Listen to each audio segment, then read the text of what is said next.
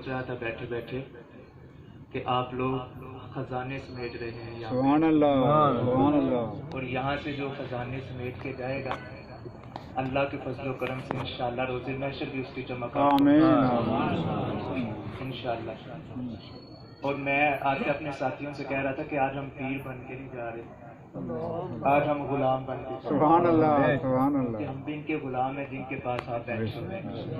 تو یہ ہمارے سروں کا تاج ہے، ہمارے عزیز صاحب کے شیخ کامل ہیں، تو یہاں حاضری دینا ہی بہت بڑی بات ہے. سبحان اللہ سبحان اللہ. تو یہ وہ ہستی ہیں کہ جب ان کا وصال مبارک ہوا نا تو جمیل صاحب ڈاکٹر سارے اکٹھے پریشان تھے کہ سانس رک گئی، نبض رک گئی، مگر دل اللہ اللہ کا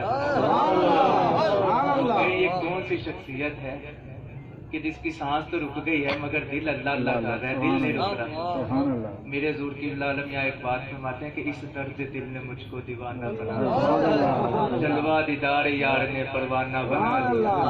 جاتی رہی خودی بے خودی سما گئی، اس بے خودی نے کل سے یگانہ بنا.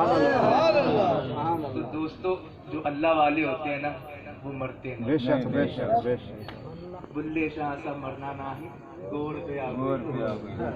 تو یہ اللہ والوں کو، وہ ایک اللہ والے تھے نا، تو وہ ان کا جنازہ لے کے جا رہے تھے منگل والے دن. تو پاس کچھ خاتون تھی تو انہوں نے کہا کہ یہ چنگا مولوی، یہ چنگا پیر مسلمان دا منگل دا دن ہی چنگا نہیں ہوتا، تو منگل والے دن فوت ہو گئے.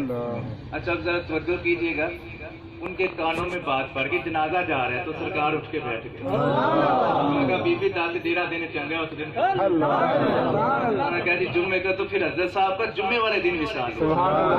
یہ اللہ والے کبھی مرتے نہیں، یہ صرف پردہ پوشی کرتے ہیں، ہماری آنکھوں سے اوجھل ہوتے ہیں. اسی طرح حضرت باقی باللہ کا واقعہ